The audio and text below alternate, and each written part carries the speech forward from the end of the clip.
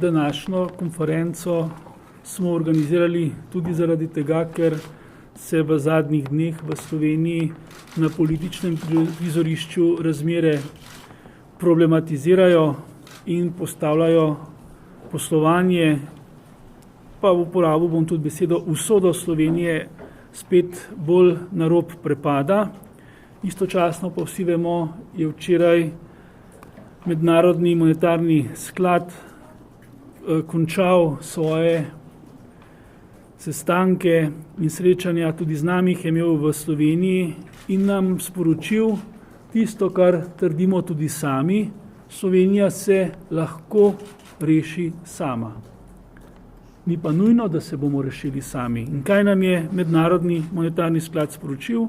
Tisto, kar pravzaprav že vsi sporočamo tudi vladi, ne nazadnje tudi vlada je to sama sprejela. Potrebujemo nujno in hitro dokapitalizacijo bank, potrebujemo boljše upravljanje podjetij, potrebujemo en pregleden in transparenten sistem razdolževanja, v okviru tega tudi stečajno zakonodajo, o kateri bomo tudi danes podrobneje spregovorili, potrebujemo urejene javne finance, potrebujemo strukturne reforme in tuje naložbe.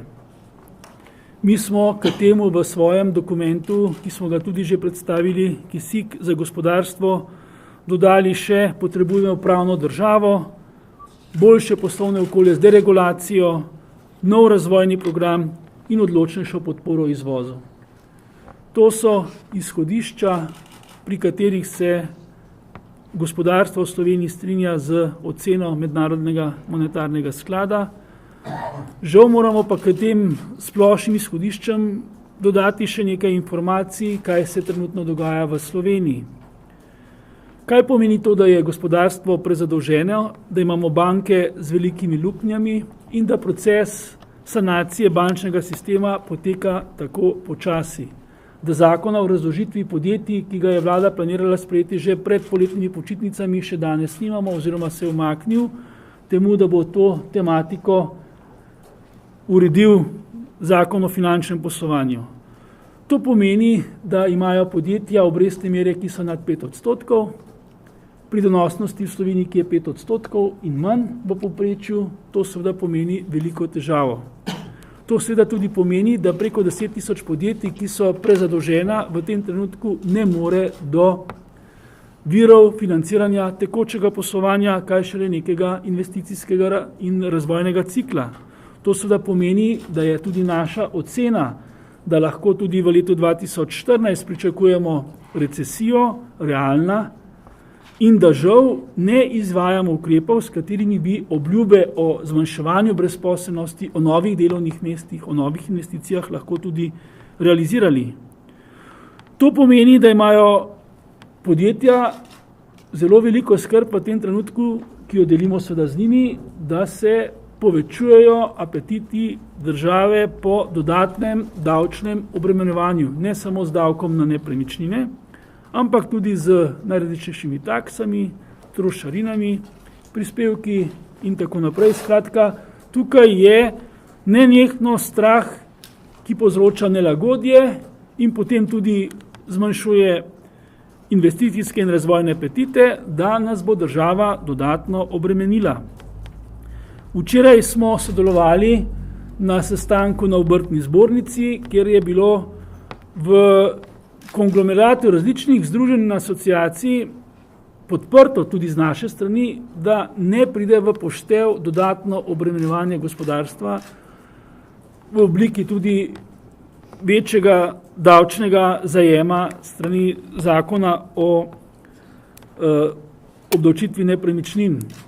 In so rekli, se ne gre za velike zneske, pa smo odvrnili približno takole, a si predstavljate v javnem sektorju, recimo, da bi Štruklju rekli, zdaj te pa vi morali prišparati 130 milijonov evrov v javnem sektorju pri plačah. Ali pa 170, se ne vemo točno zdaj, kakšna bo ta dodatna prispevna stopnja, ampak za toliko bo gospodarstvo dodatno obremenjeno. Na eni strani torej ne posegamo v javnofinančne odhodke, na drugi strani jih povečujemo tako, ne samo da posežemo v rezultate poslovanja, ampak istočasno tudi zmanjšujemo konkurenčnost. K vsemu temu, kar se dogaja, moramo še vedno dati predolge sodne postopke, sivo ekonomijo, politično kadrovanje, politično nestabilnost in seveda na koncu manjko predvsem pri zaupanju, ki bi pripeljal do tega, da bi podprli neke radikalnejše reforme. Zato smo mi tudi na zadnji seji ekonomsko-socialnega sveta predlagali, bo sprejeto, mi rabimo nek razvojni pakt, nek kot socialni sporazum, v katerem bo določeno vse, kar bi moralo biti določeno v strategijah razvoja, v industrijski strategiji pametne specializacije, ampak pakt kot zaveza, če imamo negativno gospodarsko rast, če imamo visoko brezposelnost, če imamo na vseh kazalcih podpovprečne stopnje, ko gre za primerjavo z državami OECD-ja, potem moramo v nekaj letih to spremeniti. Kako bomo to spremenili? Je tako, da bo vsakdo nekaj žrtvoval.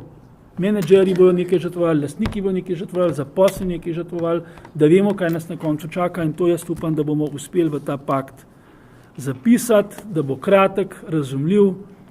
Razvojni pakt na Nizozemskem za 21. stoletje na 5 straneh in jaz mislim, da smo tudi mi sposobni pripraviti en dokument kot transparenten in zavezujoč hkrati, ki bo omogočil, da bomo sami prišli iz gospodarske in socialne krize, v kateri se nahajamo. Izpostavila bi danes v zvezi z aktualnimi tematikami naslednje, da je ocena GZS za gospodarska gibanja v tem in naslednjem letu minus 2,6 krčenja od 13 in minus 1,3 v letu 2014 skoraj da identična oceni IMF-ja in da v zvezi z rebalansom želimo izpostaviti naslednje, da je bil izrazito uravnotežen v meje Maastrichtskega sporazuma za 541 milijonov večje prihodke, v letu 2014 za 810 in to v veliki meri na račun dodatnih davkov, davščin in na račun skoraj 200 milijonov manjših odhodkov, ki gredo na račun subvencij, manj investicij in minimalno posežejo v realne odhodke, ki pomenijo v bistvu optimiranje javnega sektorja, državnega in širšega javnega sektorja. Brez tega preprosto v prihodnje ne bo šlo. Nov rebalans, ki po naši oceni sledi v kratkem zaradi razhajanj, ker temelji sedanji na 0,7 ocenjenemu krčenju BDP, ne sme povzročati novih bremen in ne sme dodatno zajedati v oživljanje trga investicij in izvoza. Ker današnji rebalans je pomembno skrčil v bistvu investicije, javna naročila tudi tam, kjer so nujno potrebna in ki pomenijo vzvod za oživitev gradbeništva, inženjeringov in z njimi povezane industrije.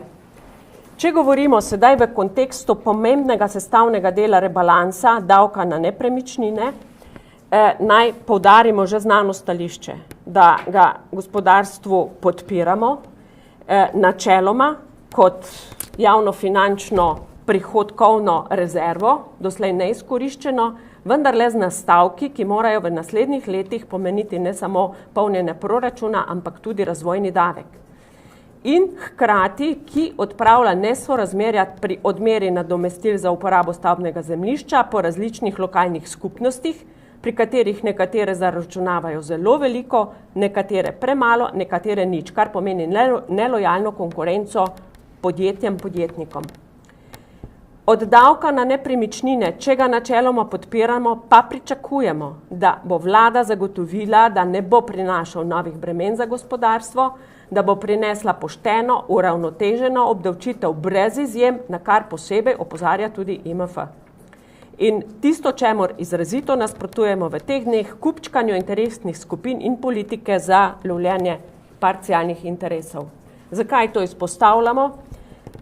Če primerjamo zbrana sredstva iz NUSZ-ja, maso in iz davka na nepremičnine, primerjamo 127 milijonov iz NUSZ-ja za industrijske in poslovne nepremičnine z zemljišči, po novem naj bi ta zakon v sedanji verziji prenesel 146 plus 15, se pravi, da je pretirana obremenitev za približno 30 milijonov. kmetje, ki so na okopih, bi naj prispevali 16 milijonov iz naslova stanovanj in tistih objektov približno 600 000, ki doslej sploh niso bili evidentirani, pa bi se naj nabralo 125 milijonov. Iz naslova predstavljenih pretiranih obremenitev zahtevamo, kar je bilo posredovano že Ministrstvo za finance, vladi in koalicijskim strankam, nižjo 0,6% stopnjo obdavčitve za poslovne industrijske nepremičnine in zemljišča in blokado 50% dviga stopenj strani občin, ki je po noveli, ki nam je bila dostopna, že dopuščena z letom 2015, ne šele leta 2017. Pričakujemo, da bo jasno opredeljeno v zakonu, kako so ovrednotene nepremičnine nad 500 000 evri, ali se ovrednotijo posamezne etažne, se pravi stanovanja v etažni lastnini, ali v bistvu cel blok. Tu je za vrsto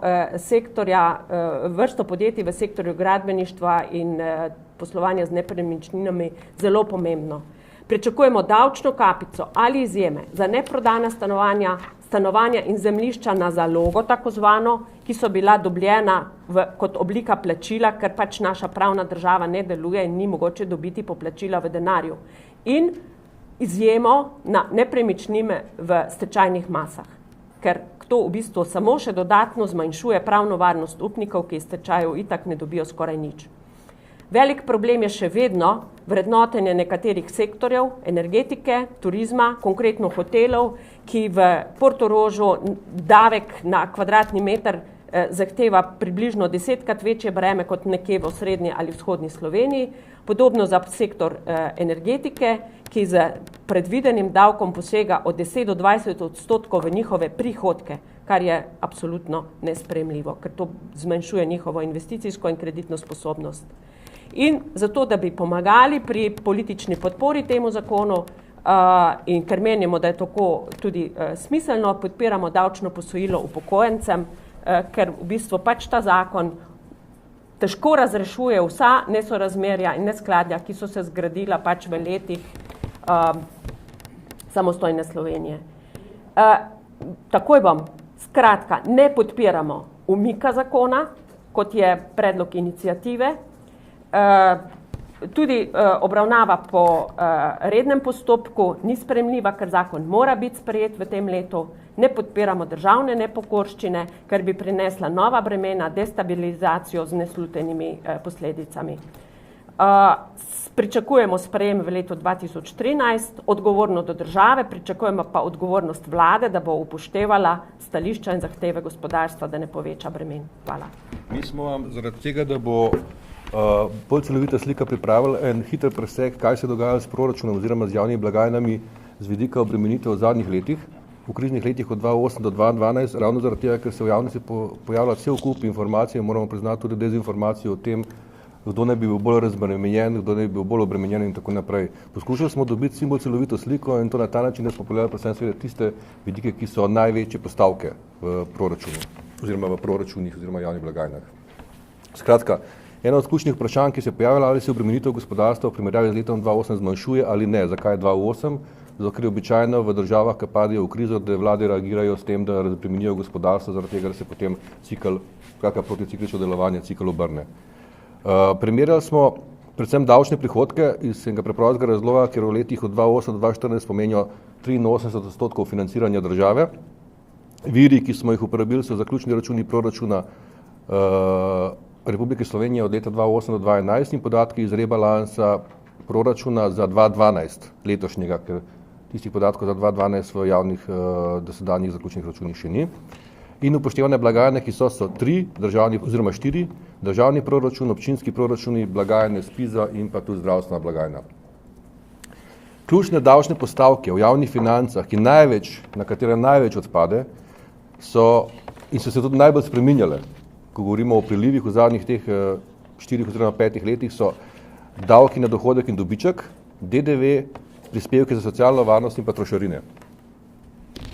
Prva ugotovitev je, da pri davkih na dohodek in dobiček, skratka prilivi od davkov na dohodek in dobiček, ti so se v teh 4 letih znižali najbolj in sicer za 680 milijonov evrov. Zakaj je tako velik padec? Res je, da se je davčna stopnja znižala od 22 na 8%, ampak ko izračunate davčno osnovo, poenostavljeno povedano, to je razlika med prihodki in odhodki gospodarskih družb in drugih pravnih oseb, je jasno, da se je davčna osnova znižala kar za 44%. To je jasen pokazatelj, da je velika večina tega izpada na račun krize, recesije, ne pa nižje davčne stopnje, kot jo nekateri razlagajo. Skratka, predvsem manjši je bil obseg poslovanja in posledica je seveda manjši priliv v proračun. Druga ugotovitev. Pri davkih na blago in storitve je ključen element davek na dodano vrednost. Ta se je v letih 2008-2012 prilivi od tega davka so se znižali za 239 milijonov evrov, kljub temu, da smo imeli enako davčno stopnjo takrat. Ne? Tudi to je jasno, ker drugega razloga ne more biti, da je posledica manjšega obsega ekonomske aktivnosti. Hkrati so se pa trošarine v istem obdobju zvišale kar za 347 milijonov evrov. Od tega 218 milijonov odpade na trošarine od energentov in električne energije. Tukaj je država že polnila in obremenjevala proračun, ne glede na krizo. In velik del tega seveda na račun gospodarstva. In tretja ugotovitev, prispevke za socialno varnost. Prilivi od vseh prispevkov za socialno varnost, vse tri blagajne, se pravi državni proračun, SPIZ in zdravstvo, so se v tem obdobju zvišale za 149 milijonov evrov. Hkrati, ker vemo, da je največji problem v tem momentu, verjetno se je število delovno aktivnega prebivalstva zmanjšalo kar za 10%. In posledica tega je, da so se prispevke za socialno varnost na zaposlenega v tem času povečali kar za 14%. Skratka, zaposleni v povprečju v Sloveniji danes, v tem hipu, nosijo bistveno večje breme socialne države, kot so jo leta 2008. Če pogledamo zaključke, še enkrat, če ponovim, skratka, prilivi od davkov gospodarstva, predvsem davek na dohodek in DDV, ki se tukaj najbolj odražata, razen deloma seveda DDV tudi pri končnih kupcih, so se vrednostno znižali zaradi recesije in manjšega obsega poslovanja gospodarstva, ne pa zaradi nižjih stopenj. Je rahla, majhen vpliv je tudi tega, ampak zanemarljiv. Po drugi strani so se pa zvišali skupni prispevki za socialno varnost, zlasti na zaposlenega. Za primerjavo, en aktivni prebivalec je leta 2008 povprečju plačal 5788 evrov socialnih prispevkov, leta 2012 pa že 6613. To je ta rast. Zaključek 2. Davčni prihodki, to je pa zelo pomembno. Bodite pozorni, če boste gledali na to. Davčni prihodki so se znižali leta 2009 v primerjavi z 2008 z 13,9 milijarde na 13 milijard. Leta 2009 je bil namreč prvi krizni proračun. Če se dobro spomnite, so se začele prve medijske velike zgodbe o krizi jeseni leta 2008. In potem so sledili tudi v Sloveniji krizni sestanki na politični ravni in potem so se zgodili krizni proračuni in tako naprej. Skratka, takrat se je zmanjšalo. Ampak od leta 2009 do leta 2012 in še naprej se davčni prihodki so se spet rahlo poviševali. Z 13 na 13,1 milijarde. Kljub temu, da smo spet imeli tako kot leta 2009, sicer ne v tolikšni meri, ampak za že kar nekaj časa manjši BDP. Padec gospodarske aktivnosti. Zaključek 3. V ožjem proračunu države, zdaj govorimo samo o tem, ožjem proračunu države Republike Slovenije za leto 2014 se davčni prihodki spet povečujejo. In sicer za 6,7% oziroma za 560 milijonov evrov, večinoma iz naslovov davka na dohodek in dobiček pravnih oseb, DDV-ja in davka na nepremičnine. Pozarjamo, da je najvišja predlagana davčna stopnja pri davku na nepremičnine prav za poslovne industrijske nepremičnine. 0,75%. In to v krizi, ko imamo če dalje nižjo gospodarsko aktivnost in ko prihodnje leto spet pričakujemo recesijo. Tekoči odhodki proračuna pa se ne zmanjšujejo. Temveč celo so rahlo povečanje. Skratka, ocenjujemo, da zdajšnja vlada nadaljuje proračunsko ekonomsko politiko, ki smo ji bili priče vrsto let kriznih. In ni bilo varčevanja očitno v proračunu, kot ga nekateri danes opisujejo, da je to razlog. Zato, da smo tam, kjer smo. Podatki to jasno nakazujejo. Še splošni zaključek. Mislimo, da proračun za leto 2014 ni pripravljen v smeri oživitve gospodarske aktivnosti in kreiranja novih delovnih mest v gospodarstvu. Zavedamo pa se izjemnega pomena, ki ga ima ta proračun zaradi situacije, v kateri smo v tej državi. Pozarjamo pa, da v precepu med konsolidacijo javnih financ, reformami in višjimi davki, da se je vlada odločila za davke. In nevarnost, ki je, da bodo davki spet zavrli v živitev gospodarstva. Povedano enostavneje, nahajamo se v začaranem krogu že nekaj let, da je manj prilivov v gospodarstvu rešujemo z višjo obremenitvijo na gospodarstvo in še na koga zraven. In potem zmanjka denarja zaradi tega, ker pridemo do krča gospodarstva in spet zavrtimo okrog in povišamo davke in spet se vračamo nazaj. Zato želim se to jasno videti. Toliko z moje strani, jaz bi samo upozoril še zadnjo zadevo, mislim, da je to ključna poanta, ki je tudi guverner povedal večkrat zdaj in to je tudi naš zorni kot in mislim, da je ključna za prihodnje leto, če ne bo rasti gospodarstva, bo tudi sanacija bank za manj, ker se bomo prihodnje leto znašli tam, kjer smo.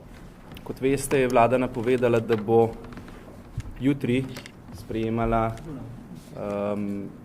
novelo F Zakona o finančnem poslovanju. Upamo, da tokrat seveda res.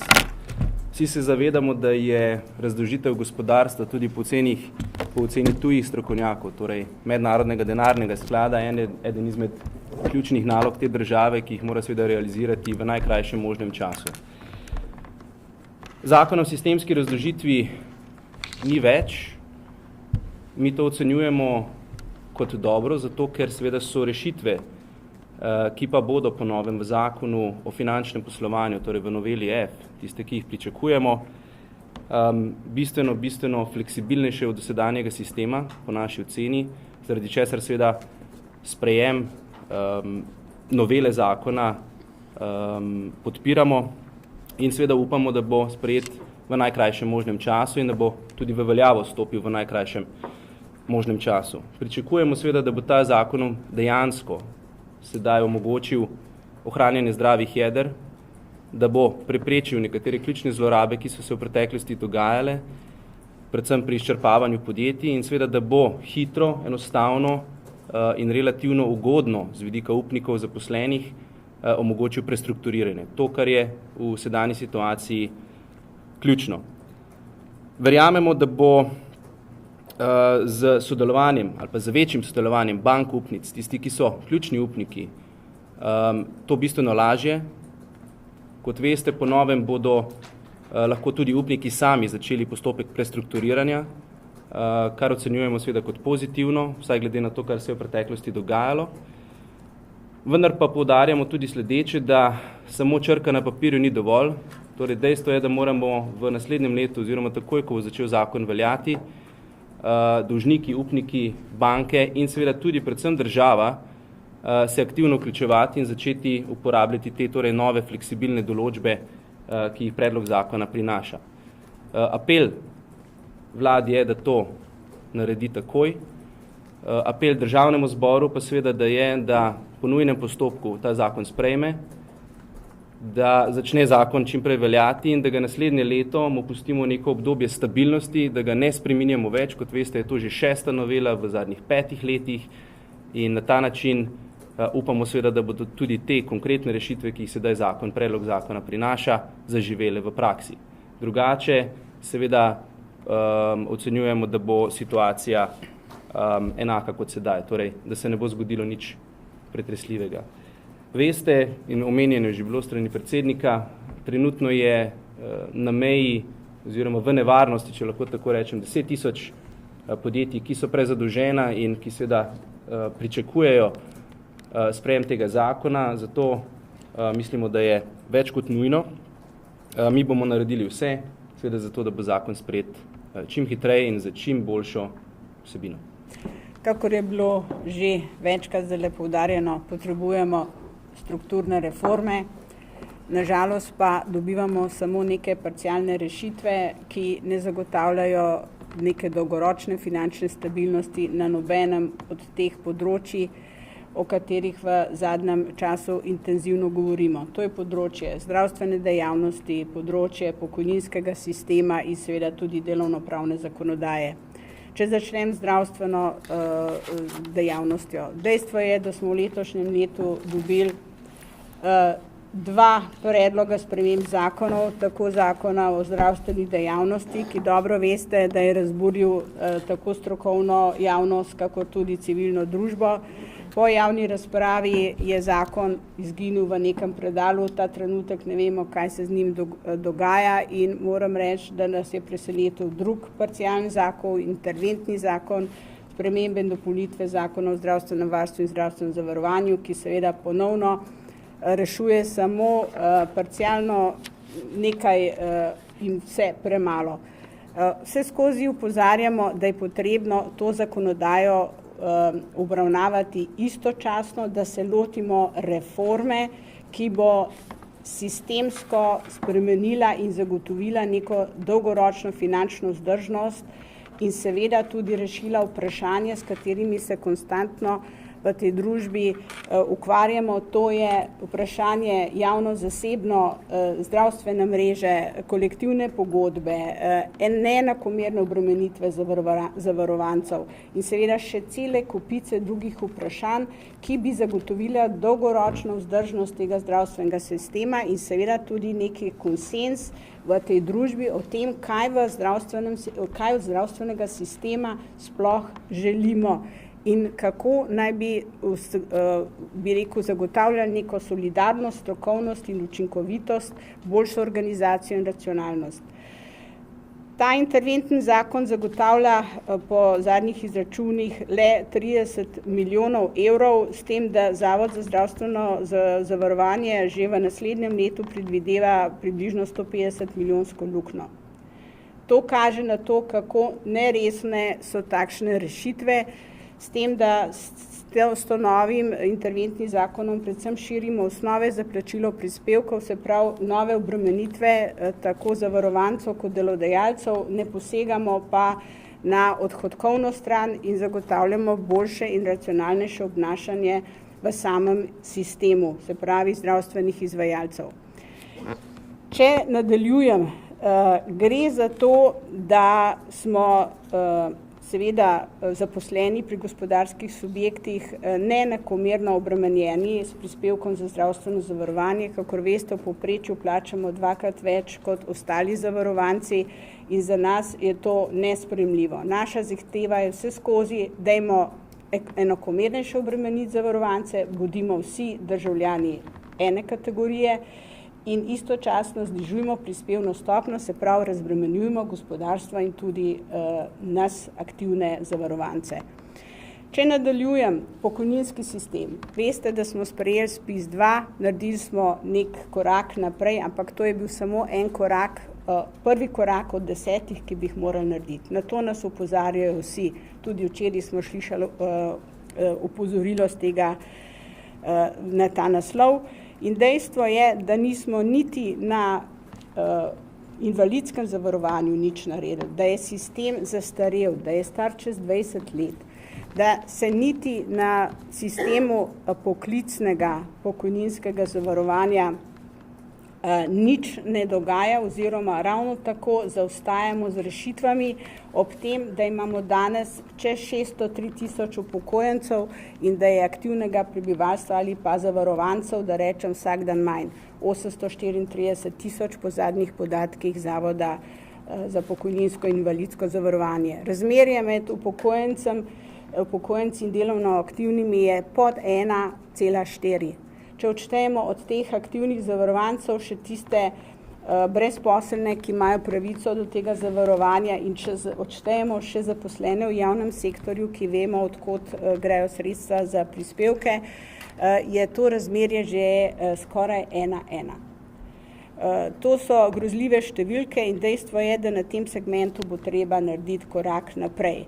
Če se samo s parimi podatki še obrnem na to poklicno pokojninsko zavarovanje, ki je primer, bi rekel, neprimernega in neustreznega obremenjevanja delodajalcev in neracionalne porabe javnih sredstev. Gre za to, da imamo v sistem vključenih 43 tisoč zavarovancev, od tega 2/3 iz javnega sektorja, pri prispevni stopnji 10,55, ki jo je leta 2010 država dvignila na svojo roko, brez soglasja delodajalcev. Zdaj aktuarji KADA ugotavljajo, da bi bil primeren višina prispevka tudi med 5,6 do 6,7 odstotka. Zamislite si, kako neustrezno obremenjujemo delodajalcev, ki jih je 520 vključenih v ta sistem, ko vsak mesec plačajo tudi več 10.000 evrov nepotrebnih obremenitev, ne naredimo pa nič. In še za zaključek, delovnopravna zakonodaja. Naredili smo en korak v prepričanju prejšnje vlade, da bo to dvignilo konkurenčnost slovenskega gospodarstva in seveda zagotovilo nove zaposlitve. Podatki Zavoda za zaposlovanje kažejo ravno obratno. Glejte, kljub temu, da smo sprejeli teh nekaj sprememb, je dejstvo, da je na zavodu še vedno, bi rekel, sicer posredujejo mesečno prek 5.000 ljudi v novo zaposlitev, vendar je 89% teh zaposlitev za določen čas. Se pravi, delodajalci kljub subvencijam in kljub spremembam zakona o delovnih razmerjih še vedno niso pripravljeni zaposlovati za nedoločen čas. Kar pomeni, da je seveda prvič poslovno okolje še izredno negotovo in je veliko skrbi delodajalcev z tega naslova, drugo pa, da še vedno nimamo ustrezne, dovolj fleksibilne zakonodaje.